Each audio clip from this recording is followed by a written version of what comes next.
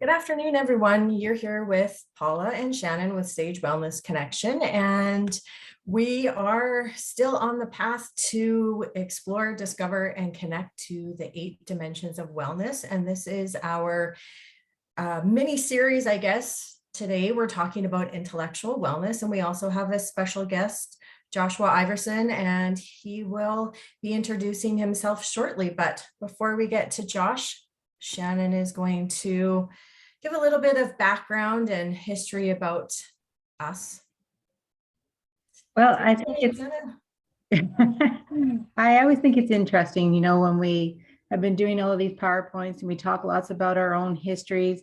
And I'm sure it almost confuses people because our histories look so much the same. And we always say we actually didn't know each other during quite a bit of this time when we got started. We started in that recreational side of things, really wanting to explore in that area of how do we support people when they're trying to expand their own lives and really develop a good holistic approach then. So, we've been doing this, I think it feels like forever now. And in light of what we're doing today and talking about curiosity, both Paula and I have always been curious and always wanting to explore and find new things for ourselves. So we took it upon ourselves to expand not only our education in a more formal sense and getting our bachelor's, but then we decided we needed still that wellness piece too. So then we expanded it to the psychological health and safety certificate. But of course, that was never enough for us. So we just kept on going from there. And we have an executive life coaching certificate. And of course, probably one of our more passion sides of things is the yoga. And we're both yoga teachers. So we really like that aspect. Paula has even a deeper history than myself that she can talk a little bit more about.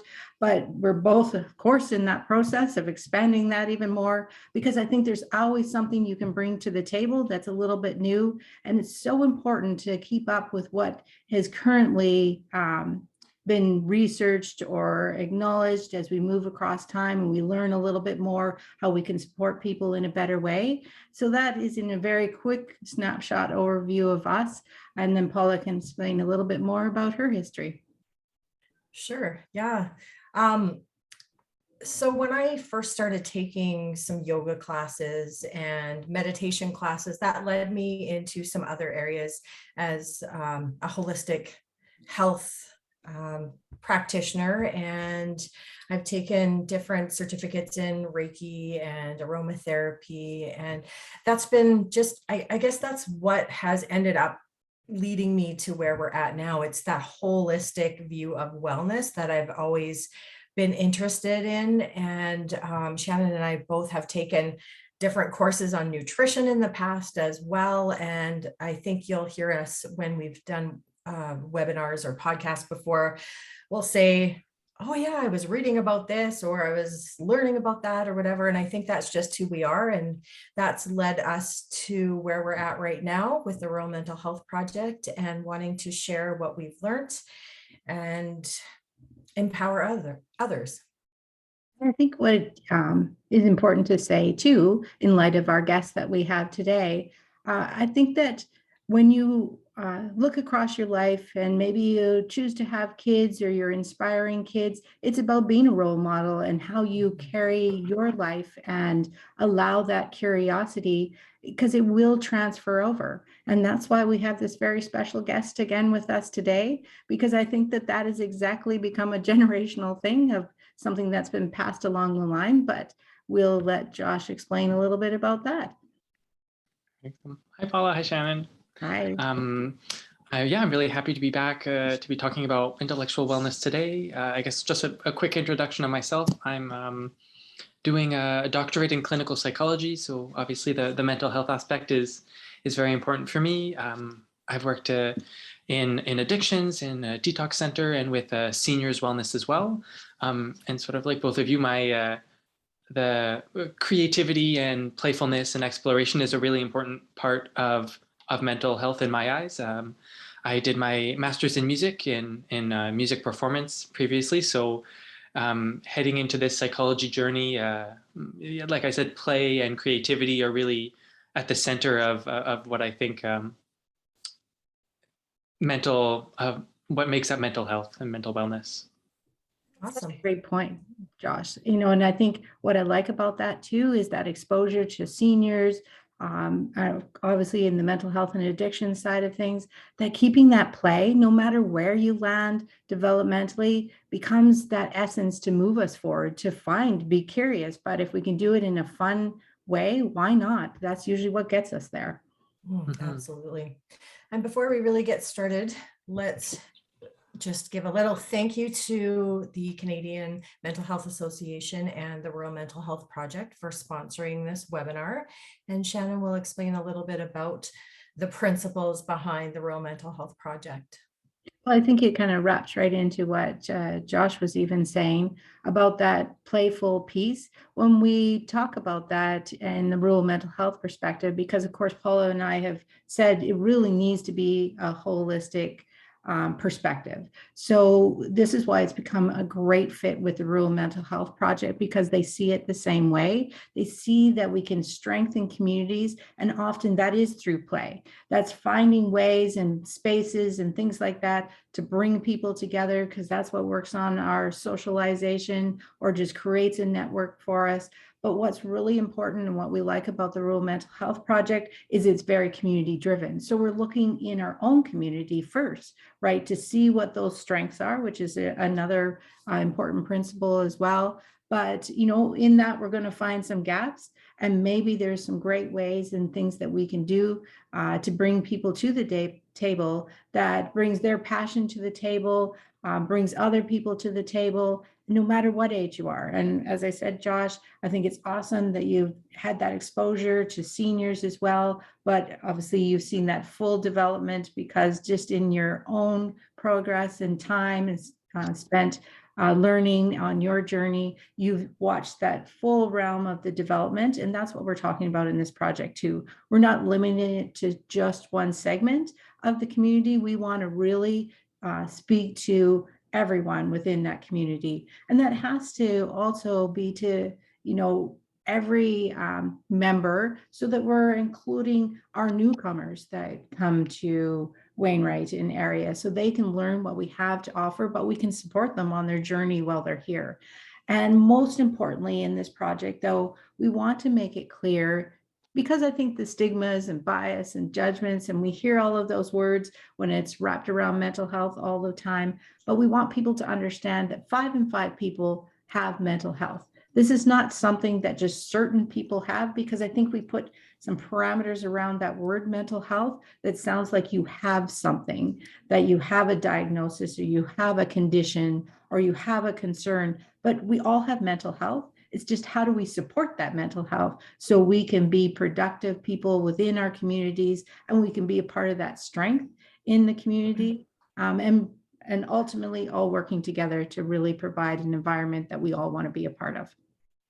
Exactly, because we talked a little bit last time about the mental health and that stigma around that. But if we're thinking about improving our physical health, or another area of the wellness wheel, our emotional health, we don't think twice about it. But when we look at the words mental health, people automatically think, well, I don't want to talk about it. I don't have a problem with mental health, but it's just the overarching word that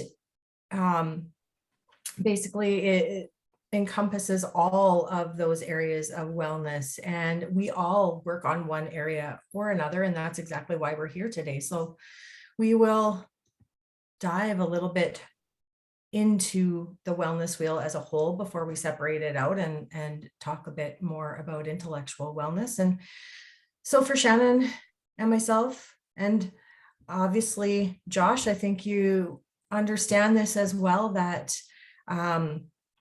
when we take an approach to our well-being, we have to take a holistic approach and look at all areas of our life, how they're interconnected and interdependent on each other, and how they're related. When one area is when one area has an imbalance, it creates or it impacts our entire system, and it creates some issues in maybe another area. And I think you brought up a great point, Paula, too, when you were talking about, the different areas and what people think of as mental health.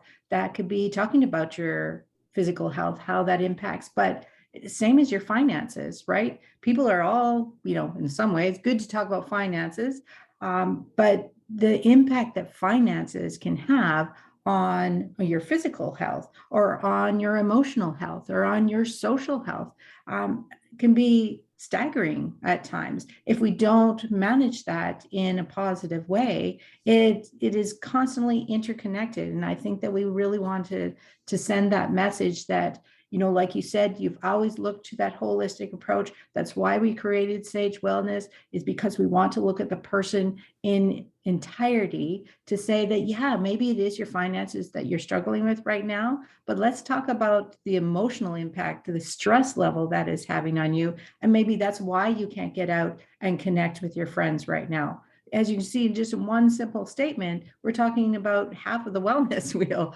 already. Yeah. And so we use the wellness wheel as a tool for self-exploration. And in the past, we have used a survey to be able to look at what areas of the wellness wheel we have strengths in and what areas need a little bit more work on. And it gives us an idea of, what our overall well-being is like. And so here's a little example of the wellness wheel, and we like to look at 8 dimensions: so financial, emotional, physical, intellectual, social, spiritual, environmental, and occupational. I think why I would encourage almost everyone to go through that kind of survey self-assessment process is because you would be surprised. And almost every person that we have helped in the past, and we've kind of taken that path and gone down that assessment route, they've been surprised. They thought, because they maybe are so super focused on their finances, because that seems very prevalent at this time. They have bills to pay. We all got a power bill, so we're all worried about that. So it seems like, oh my goodness, that's going to be the area that I'm not going to score very high or feel very confident in. And almost every one of them have been surprised in the areas that they are actually struggling, that maybe they haven't acknowledged the stress that comes with that. Oh my goodness, how am I paying my extremely high power bill? Or like you even said the other day, Paula, you went to the grocery store, spent $170 and looked at your few bags. That's pretty tough when it's a family walking out. So it has those impacts. And then all of a sudden we're thinking, how is that going to impact us socially? Oh, I better not go out with my friends. I better not connect, or I'm feeling so stressed, I can't even do that. So I think it's really important just to take that time, take that assessment. We talk about different ways that you can reflect. You don't have to necessarily do our self-assessment tool, but I think it is a helpful one.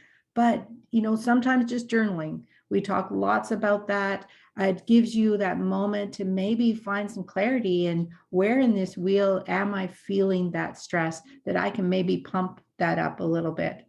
And I'm sure, so many people have heard my tire analogy, and I even stole part of Josh's idea about the light that comes on in the car, because I think that is so brilliant. It is so true. And how many of us still ignore that light when it's coming on, because we're maybe a little bit afraid about what it actually means behind it.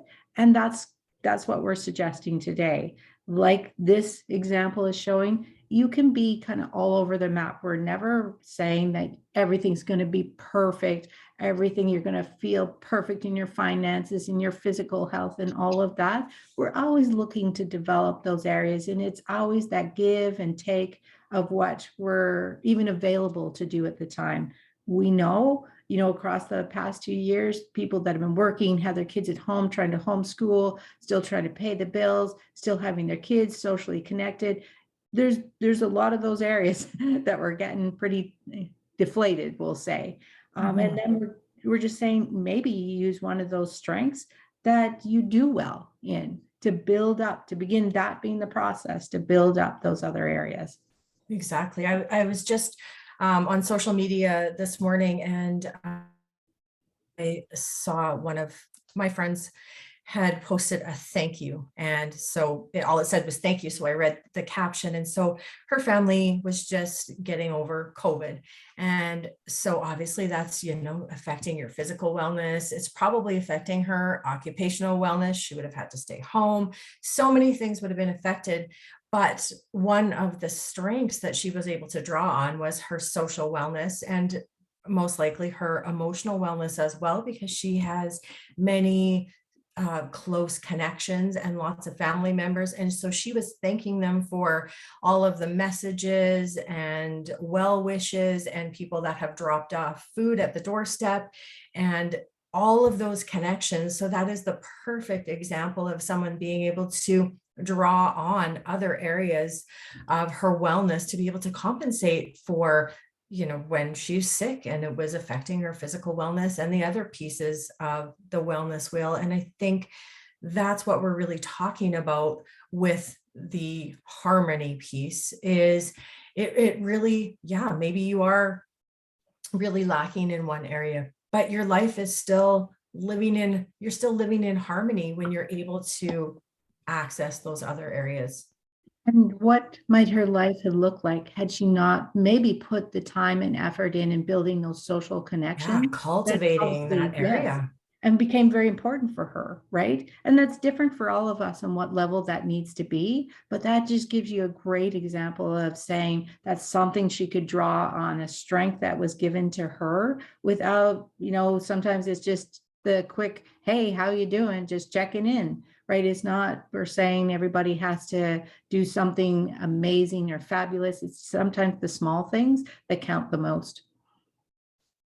Yeah. And, I heard that you were going to touch on this, Shannon, and maybe for some of us, for me, maybe the social part isn't something that I cultivate and it's really important to me. So if I'm ill, maybe that's not the most important piece. Maybe that's not the strength that I'm going to draw on, but maybe for me, it could be the intellectual wellness, since we're talking about it today. And I'm going to, if I'm not well and I'm feeling a little down, maybe I'm going to draw on this area because this is something that's I've worked very hard to cultivate and create strengths in. So maybe I'm going to use the time to paint or draw or read or something that lifts my spirit and gives me energy. This is such a great point, right? We never want to pigeonhole anyone and saying, I think because we've heard that kind of across the years, so important to build those peer relationships, and not taking away that it's not important, but it looks different for everybody, and that's okay. Exactly. And do not feel that stress of, as you were as a kid, if you didn't have 5 friends in the room, there must be something wrong with you. We're not suggesting that in any way, but I really like that example of build on the things that you feel good about, because there's nothing like it when you accomplish something more in an area that you're already feeling good about. That's the only way you can feel that feeling. So to address the intellectual wellness, we do like to start off with saying that intellectual is not equal to academic. No. Or just that one style of learning. And I think that was what was important for us to bring Josh on today, because you hear that he is very accomplished academically. But as we get into this webinar a little bit more, you'll see that what he has done in his life to be able to expand holistically his intellectual wellness. So intellectual wellness involves having that open mind. And like Shannon has been saying, be curious about things, be curious about new ideas, continue to expand and enhance your knowledge in so many different ways, formal and informal. Encourage active participation in all areas, in the academic side, the cultural, and community as well. Just be willing to explore your creativity and be innovative. I think what's exciting today, Josh, that you're such a great example of is the journey that you've been on. I'm sure as a kid, you didn't come to your mom and say, you know what, I'm going to be a psychologist. I've got it. I know it. As a kid, I know I said a few things like I was going to be a lawyer. Absolutely. Don't get in my way. This is just how it's going to be. But obviously that's not what happened. And kind of in your journey too, that you've explored so many different things, that's what builds the person. And in your, like I said, you've been exploring, you've been curious. So if you could just tell us a little bit about that, I think that would be so exciting for the audience to hear. Well, I was just going to say, I like the slide that you just brought up, the word explore. Actually, it speaks to me a lot. And I think that is really what you both are trying to get at with the intellectual wellness is, I think there's something about being present and being active in the activities that you do and that the people you're involved with, and being able to really engage with those those activities and those people. And it says here as well that developing this knowledge and these skills help you connect to a deeper part of yourself. And in psychology, we talk a lot about what it means to have mental health, and we're in a time, especially in a very difficult time like the pandemic, but I think just in general in the last maybe 20, 30 years, where we talk a lot about medicine and health in terms of removing negative things. We want to remove pain, or we want to remove illness, and then so we start to think, okay, well, as a psychologist, is that what we want to get to? Is we want to just achieve less anxiety or less depression, or just a sort of neutral state? And that doesn't lead to a very fulfilling life. So we sort of say, okay, well, how can we get people to move past that? How can we get people to be feeling more fulfilled, feeling more active, feeling more creative, feeling more involved in the things that are happening around them? And so I think that this sort of curiosity and exploration and creativity is one of the ways that we can achieve that involvement and that presence in our lives. Yeah, a neutral state might be good for a day, or maybe for some people an hour, and then that's about all they can handle of that. But I think, Josh, if we go back a little further to when you were young, I just remember when you were so interested in music, from the first time you picked up an instrument, and you just found that passion. But one thing that you struggled with from people outside of maybe your immediate circle was people saw that you were academically inclined and were so surprised. Well, why would you go into music? Why wouldn't you go into, I remember someone saying engineering, and that really had nothing to do with any of your interests. And that probably wouldn't have led to a very fulfilling career if you went down that path. But for you, I think the music, it was just because it took a lot of academic skills to actually be able to be a musician. But yet, like you said, you needed that creativity as well. Do you want to maybe talk a little bit about that? Well, I think it's interesting that you mentioned that, and I think this is it's relevant for me in the case of music, where it might not always get its full appreciated in its full value in terms of when we're talking about intellectual wellness. But I think that's the same for a lot of different activities. Is if someone's not doing something like engineering or law or medicine, it's not really considered an intellectual pursuit or worthy of being put on this pedestal of a real creative activity. But I think pretty much anything, if you really are investing yourself and investing your curiosity and exploring something and trying new things and experimenting and seeing how it makes you feel, I think almost any activity can really bring about that sort of process. And it really is more about the process than the result. And what I liked a lot about music is, for me, that process speaks a lot to me. Something as simple as I really like hearing the sounds that instruments can make. And that's just sort of a natural pull for me towards this sort of activity. But for other people, maybe they enjoy movies more because they're more visual, or they like the storytelling aspect, or maybe they are more into sports because they like moving their body, and that's that sort of physical aspect. That's what gets them interested in it. But they are sort of blocked from really exploring their creative potential because, oh, well, it's just movies. It's not one of these big creative activities, or it's just soccer. It's not. But I think exploring that process and that exploration and seeing what you like about something and how and all the different aspects of it. That's sort of the more important part of intellectual wellness for me. Absolutely. Go ahead, Shannon.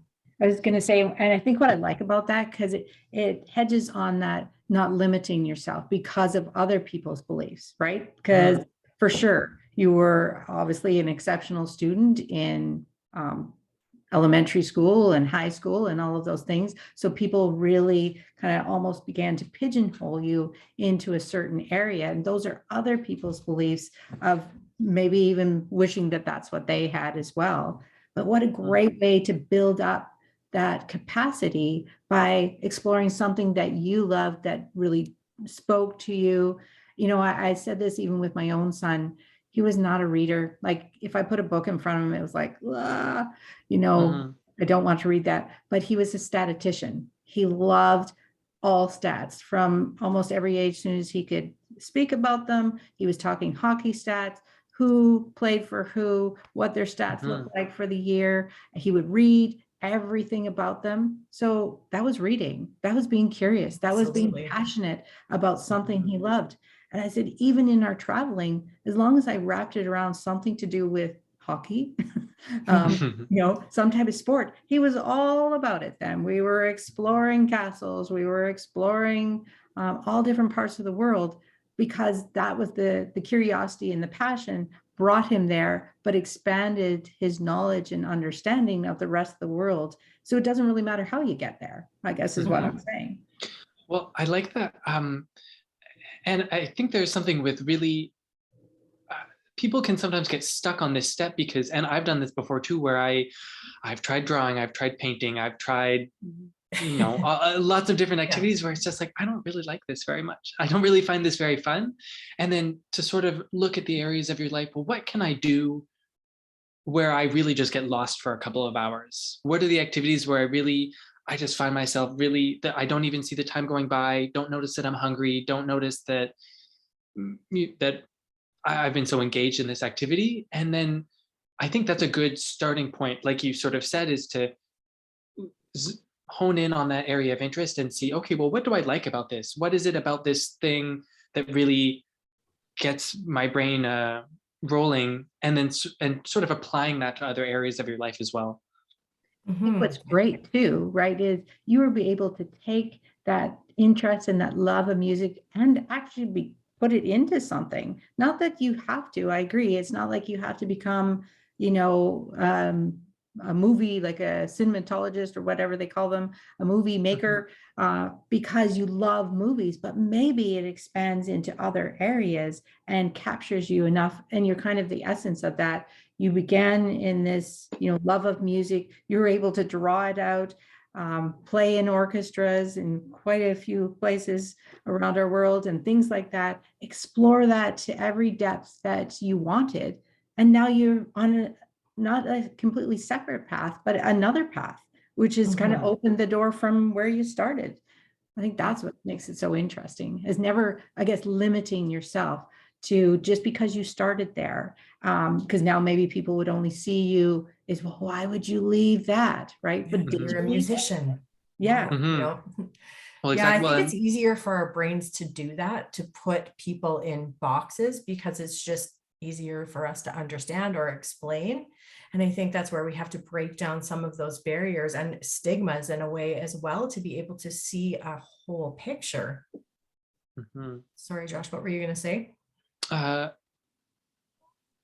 No, but I like the putting about the putting people in boxes. I think that's what sort of breaks down those boxes is really, I mentioned before, the word process.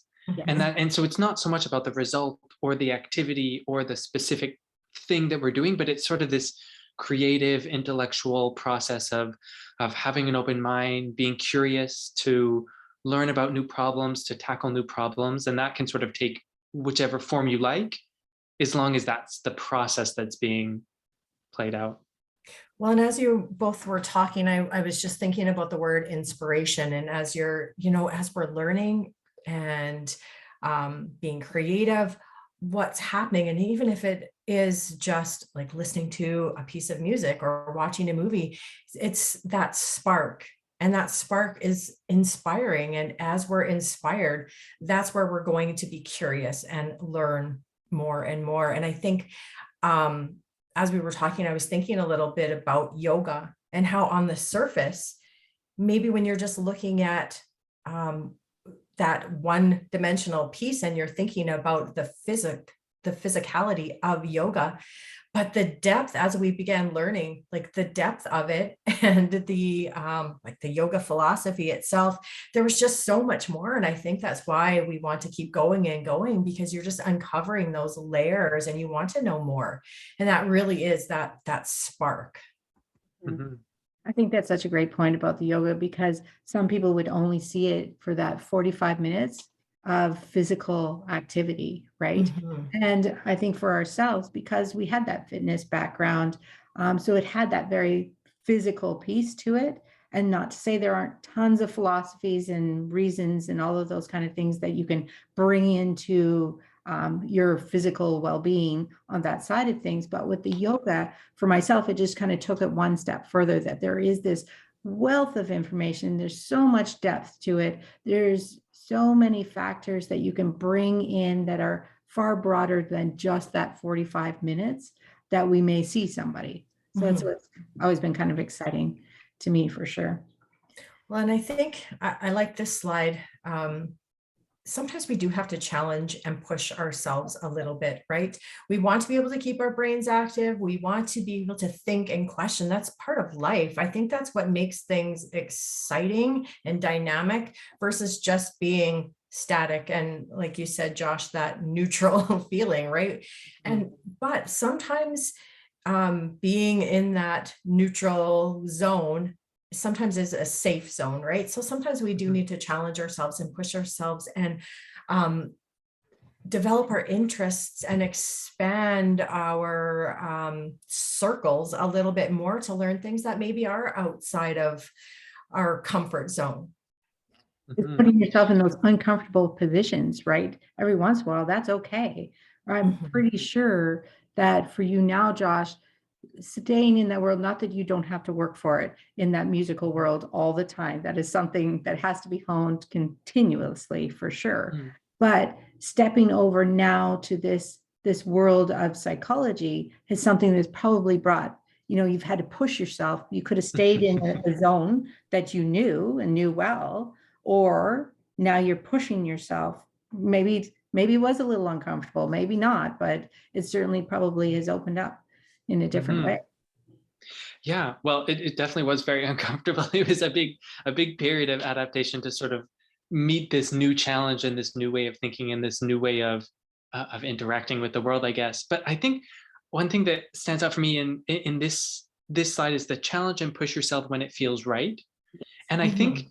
there's we're also another sort of symbol of our time is this sort of like grind culture and turning all your hobbies into monetized activities. And I think there's something about intellectual wellness where there's a sort of enjoyment in the challenge. Mhm. So we're not forcing ourselves to do things because, well, I should do this. It would be good if I do this. I would be better if I did this. We should be challenging ourselves because we want to do this, and Right. because learning new things and being curious is a really enjoyable thing to do. And so I think that's where really honing in on your interests can help in this part of the journey. Because if you're pushing yourself for something that you don't really want, I think it's hard to really let go and be curious and explore. But when you're Mhm. in a sort of area that really you're passionate about and really interests you, that's when it's a lot of work, but it's very fulfilling. And I Yeah. think we say that, it's going back to that almost kind of that play piece, that finding that small child in yourself when you used to like to like be so excited when you learned something new or discovered something new. And I know we used to run out to what we would call the forest, being from Ontario. And we would discover something in from digging up some old pieces of, I think there were plates and stuff. And we were so excited about it. Like we had uncovered some major archaeological find of some kind, but just having that feeling back is so important to carry with us throughout our life. And I think that's kind of what you're saying when you challenge yourself a little, push yourself, but you're feeling good about it because you're grasping that little piece you had as a child of that exploration and openness and discovery. And I think there was an earlier slide that talked a little bit about open-mindedness. And sometimes for myself, when I'm in a situation that I'm learning and maybe it doesn't quite jive with me and my interests, but I have to open my mind, right? And be okay with just learning for the sake of learning, or learning something new or something different, and challenge myself in that way as well, because it is okay to learn things outside your scope, outside of your wheelhouse, for sure. I think sometimes it's good to challenge ourselves as to why we're being resistant in it. Is it just because, like you said, Josh, you tried the painting, just isn't quite your deal? Doesn't mean you'll never try it again, but at this stage, it's just not your deal. It's not something that's capturing you. But if there's other reasons that maybe we're just too afraid of what other people will think about that, right? It was a bit of, people coming to you, what are you doing? You got 98% or whatever. Why are you giving that up for music? Like something like you were giving something up. It had been pretty easy to fall into that and say, oh, maybe there is something wrong. Why am I doing this? But you were, you called upon that courage or bravery and all of those things that it took to say, you know what, but this is something that is important to me. This is something I want to continue. And I think if we could hand something to kids, it's that piece, is to say that stay true to yourself. It's okay. It doesn't matter if you have 29 careers across your life. It doesn't mean you always have to monetize things. I really like that as well. Really, you can find some things that do just become interest, that maybe you like to learn to play new instruments, but you know that you're never going to be part of an orchestra because it's never going to quite sound like that, but that's okay. Does it matter? It's still building that intellect. Yeah, we don't always have to have that side hustle. Yes. I think it's the new wording around that. Sure. Isn't it? Well, I think that, and there's something you mentioned too, Shannon, that sort of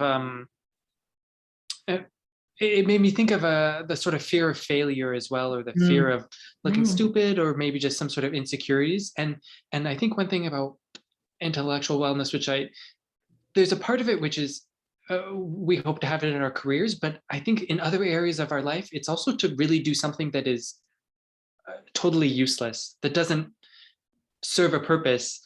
So really, if I'm painting because I like it, it doesn't matter if my paintings are bad. It's just that I enjoy doing it. And I think sort of reconnecting to that and allowing ourselves to fail and allowing ourselves to mess up and be bad at things actually brings a lot more enjoyment into the process. Because if it's like, okay, well, I want to play music, I want to play an instrument, I want to pick up the guitar, and then we get discouraged because it's not sounding very good, and that can actually really ruin a lot of the fun and a lot of the exploration and curiosity. But when we sort of let go of that and almost accept it as a useless activity, that this doesn't have to serve a purpose and this doesn't have to do anything for me, I can just do it because it's fun and I like the process of it. Shifting our thinking. And doesn't that come back to play, right? Does Yeah. play actually have a purpose? Not really. Like, other than, yes, we know that as adults, it has a purpose. It builds all these wonderful things and connections and pieces of your brain, all of those things. But when we played as kids, like I said, when we were running out around the forest, digging up pieces, I'm sure my mom's thinking, really, you're going to bring home more pieces of broken cups and things like that. There's no purpose in that. But for our enjoyment and curiosity and just all of those kind of things, it built all of those pieces. And it's just allowing that to be. It didn't have to be perfect. We never became archaeologists. That's okay. It doesn't matter. It's okay. Well, and it would be like telling a child, what are you doing now? You can't play with Play-Doh. You were playing with blocks.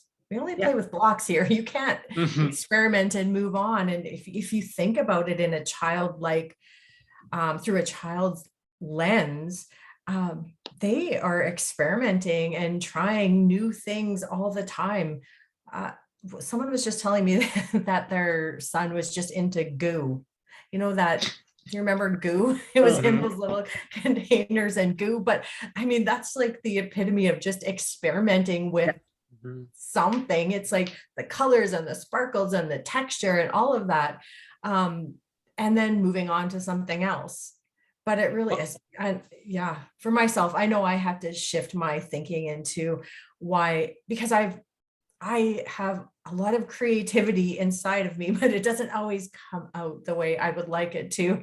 Hence why I paint over paintings, I don't know how many times, because I just don't get them right. And then I really had to just accept that I'm doing this because it's serving a different purpose. For me, it's for stress relief, or it is just to do something creative. And it doesn't really matter the end product. It is that I've spent time doing something that is just um, nurtured my soul in some way.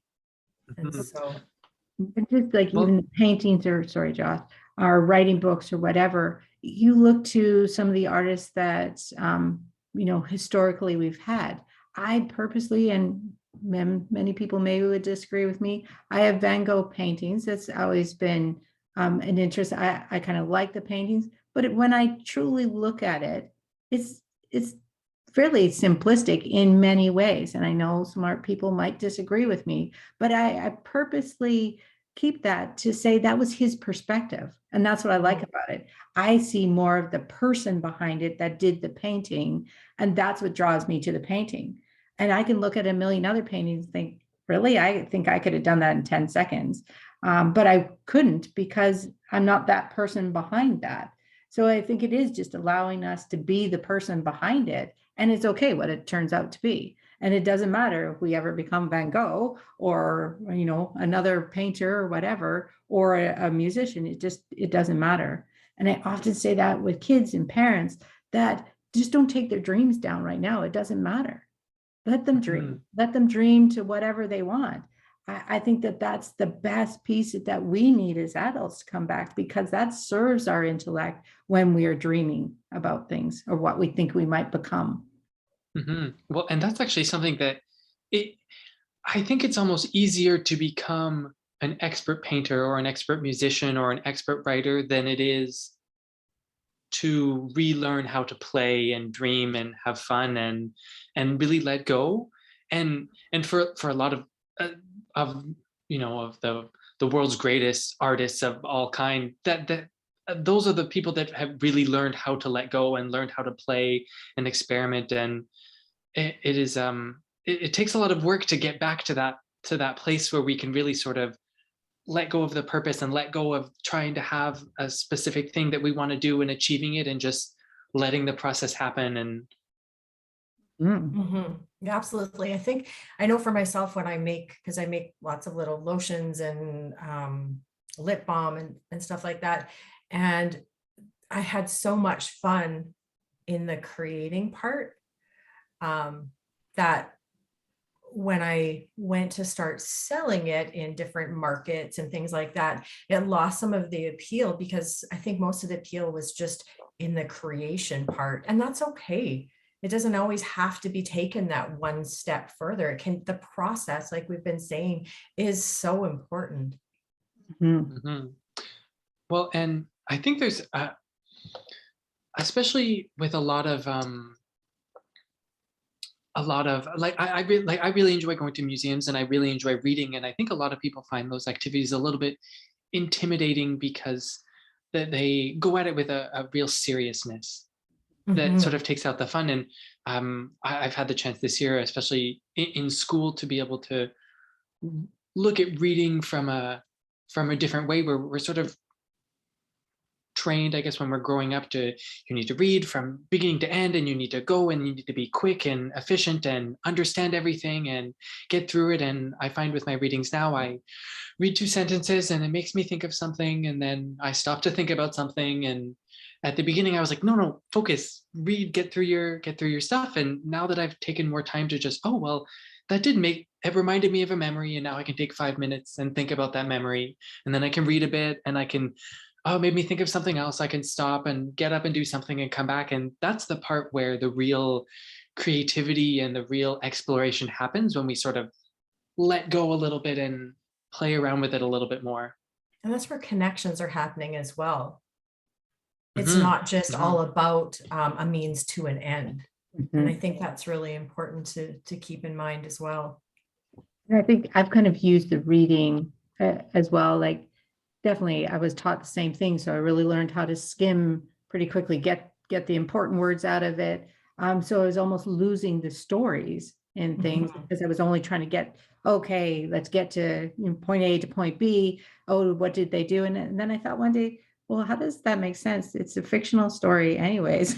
So do I have to, or could I just take the time and imagine? And that's, since I've done that, I've, exploded in reading. And you're right, allowed myself the time. It didn't matter if I read 10 pages in 5 minutes or 10 pages in an hour. If I had the time to explore what these people were actually going through, what it looked like, even from my perception of what they were wearing, it just became a totally different thing I was doing.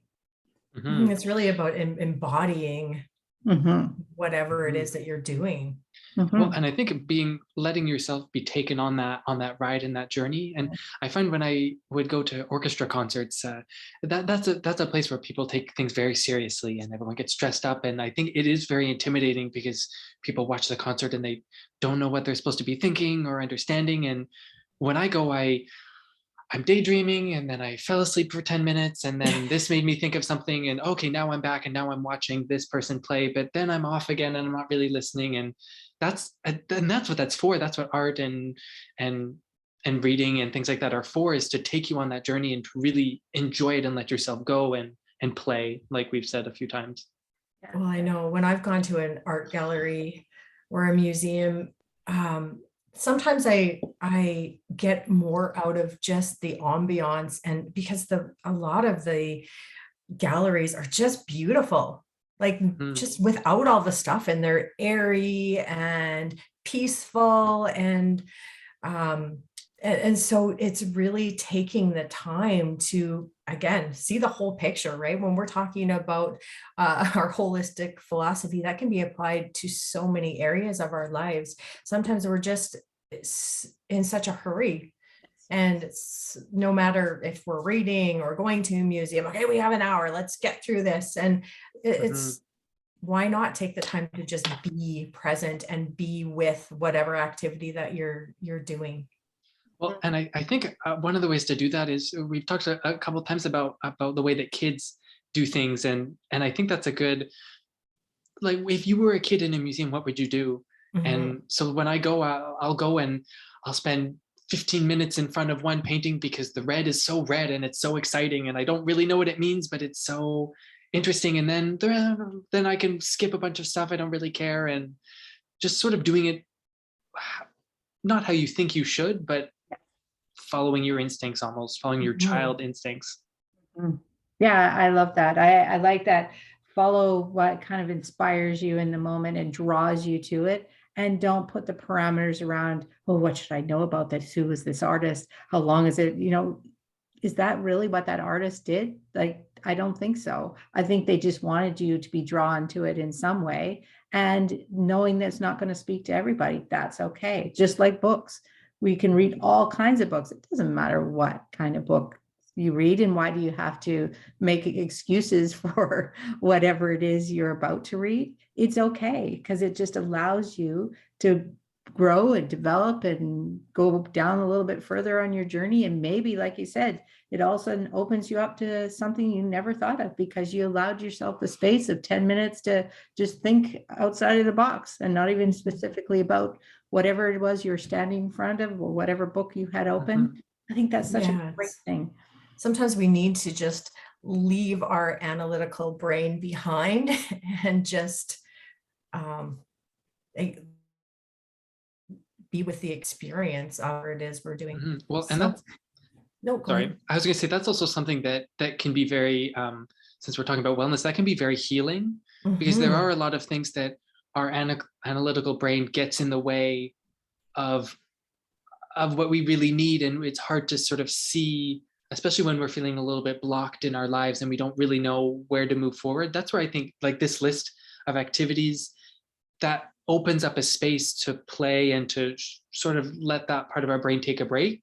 And I think we'd be surprised what sort of things come up in those moments too, where it's not necessarily we're doing it to be therapeutic, but when you sort of let go, feelings come up, thoughts come up, memories come up, and that can open up to a whole new area of healing and wellness. Well, and I think it boosts our confidence too, because I know for myself, when I'm thinking that I need to feel a certain way, or I need to understand something in a certain way, like if we're talking about an art gallery and I'm looking at a painting and thinking, what am I supposed to be feeling? What is this supposed to be? Instead of just allowing yourself to feel the way that you feel and be inspired, however you're inspired. It isn't a webinar. He's feeling without inspired. a dog barking. The dogs always like to participate in our webinars. That's just how it is. But, and I think it just draws back to your journey again, Josh, right? If you allowed those parameters of what other people thought about, because we keep coming back to your very high marks, people had, a very distinct thought about where that should land. And wouldn't that be sad that that limited your world because you felt the pressure of what other people thought it should be? Mm-hmm.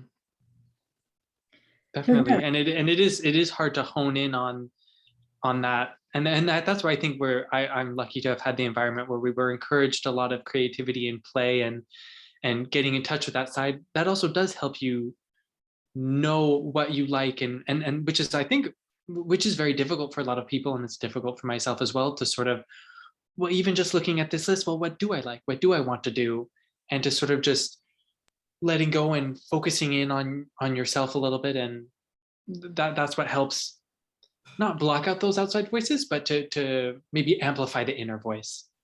Yeah, because I think sometimes, well, and maybe it is something that you would do, Josh, is you would look at a list like this and think, okay, I'm going to start at reading a book, then I'm going to do all of these. I need to do all of these. Yeah. And that's it. So that is not what this list is for, but it's just giving you some examples, because I know there's lots of people like that who want to explore and be creative and be curious, but you don't have to do it all.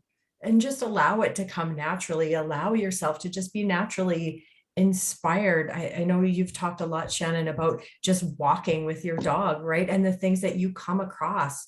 All of that is part of developing your intellectual wellness. If you allow yourself to just go one step further than just taking something for face value, but yet taking something at face value is okay as well. It's just wherever you're at in the moment. Mm-hmm. And I think that's kind of probably where we're trying to get to, is don't limit yourself, because that thing that you thought maybe you never should do is maybe the thing that just gets you on to something else. Maybe it is you go to that painting class and then realize, oh no, it's really not my deal right now. But what you saw was talking to somebody else who was doing something totally different, thought, whoa, maybe that is. And now you're off in another way. So it's just opening yourself up to experiences. Because that's truly becomes that playful self, that childlike piece, that we're not limiting where we are because, oh, I'm 20 now, I'm 30 now, I'm supposed to do these things, or I'm 40 now, so, or I'm 60, so I guess I should be retiring. Should I really be out doing yoga? Whatever it is, just don't limit yourself. We have so many other things that can limit you in life. Why you be the one that does it? Yeah, exactly. I think we've talked a lot in our webinars about our moms, especially, and the things that they've tried over the years and how they haven't limited themselves. They've thought about, in a childlike sense, of what if I could do anything, or I'm at the point when I'm retired, what do I want to do? And is it line dancing? Is it clogging? Is it whatever? It's just following your heart sometimes. And again, letting that analytical brain just take a rest. I think that, which is kind of funny in these pictures, because we've talked about just going to the museum, maybe you're not exploring anything else but the museum itself. And, this one was in Ottawa, and it is just a beautiful museum with a beautiful view. If all you do is go to sit there and have tea and watch people go by, that's an exploration in itself as well. You don't always have to feel that you had to get something specific out of it. It's just that becomes the exploration that maybe opens up another door along your path. I think that's what I like about the Moot Heart Center in Edmonton is, yes, I like to explore the different plants and the different rooms that they have, but it is just the environment, and especially in the winter when you go to the Moot Heart Center and it's bright and sunny and warm, and yeah, just discovering that the place itself is a huge part of it. Well, and I think for you guys have the example of your webinars, and I like your podcasts as well because they're very conversation-like, but I think that's a good, those sort of educational tools, there is still room for play, because when I listen to the podcast, I don't listen with my notepad to take notes on Exactly. A to B, but again, sometimes you say something and it makes me think about something in my life, and then I'll pause the podcast and daydream about that for 10 minutes, and then you restart the podcast, and which makes it more enjoyable and makes it more interactive. And I think I get a lot more out of it in that way. And I think that can be a good way to sort of go at a lot of different types of things that you've proposed on the slideshow. Well, I think sometimes for myself, it's also about understanding that, or acknowledging that I'm on the right path, right? That, if I'm listening to a podcast or just even our conversation today about that, like the painting, right? Maybe it's okay that I'm just engaging in the process for the time being, and I'm not a superstar when it comes to painting. That's okay. And I think it's okay to just reaffirm that for ourselves. And sometimes that's all it is when we're learning and developing and growing. I like that idea, like with the podcasts or with the webinars, wherever you find them. I think that's the best thing that has happened even across the last few years, is that's just become even more accessible for people. Mm-hmm. And it is, just explore those. You never know. Maybe you just absolutely disagree with the opinion and it creates all kinds of emotions. But I think that's great too, because that's really also gets your thoughts and juices running about what you think about something. And maybe you haven't been challenged on an opinion for a while. And what a great way to explore it even further. And connect back to your community. There's so many things that are available in our communities, and in formal and informal ways. We've talked about our walking paths in our rural areas and how it's just a great way to explore your own surroundings and see the seasons change by walking outside, taking different classes, connecting with different resources in the community by looking at, the town website, for example, or adult learning. There's so many different websites. I can't begin to list them because I don't want to miss anything. And I think that is the key as to why we have been building this mental health and wellbeing resource hub, is not to just pigeonhole this into where we're looking for clinical counseling, but we're absolutely making sure that that's also available, because we do feel that's a valued resource that we're lucky to have. And on the website, we have some people that are local, but we also have some people that you can connect through kind of in this domain as well, because we want you to explore and build all those 8 domains and have the available resources near you that maybe you had no idea that could be something that could support that area that you were looking for.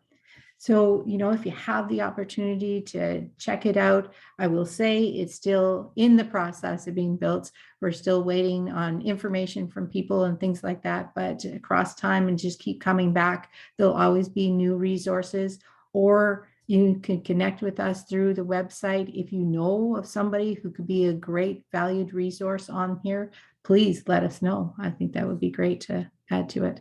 And again, we're always talking informal resources. So, yeah, if you have an idea, please connect with us. And I think just, don't forget, coming back to that informal resource. So there's some peer groups out there, right? We had met a young lady who had a support group going, that I think those are great ways that was created by peers. It was created for moms. And so it doesn't have to have this very official standing or something like that. If you've got that kind of group going that other people could connect with, please let us know about that as well. Well, thank you so much, Josh, for being here with us today. I don't know, do you have any final thoughts you'd like to add before we Any end final thoughts? today? Well, I think we've mentioned it many times, but I think really just encouraging people to play and to reconnect to their inner child and to sort of let go a little bit, even if you can find one moment in your day to sort of follow your instincts and follow your what you really want to do and what you're inspired by. And I think that's a really good, easy, concrete thing to add into your day. Add a little whimsy into your life. Exactly. And I think I love that. Really appreciate that, Josh, too. We've appreciated every time that you've come on, and hopefully we'll be able to coerce you in coming back. It'd be my pleasure. Webinar or a podcast, we would love to have you. Thank you so much for having me. Have a great day, everyone. Thank you. Bye.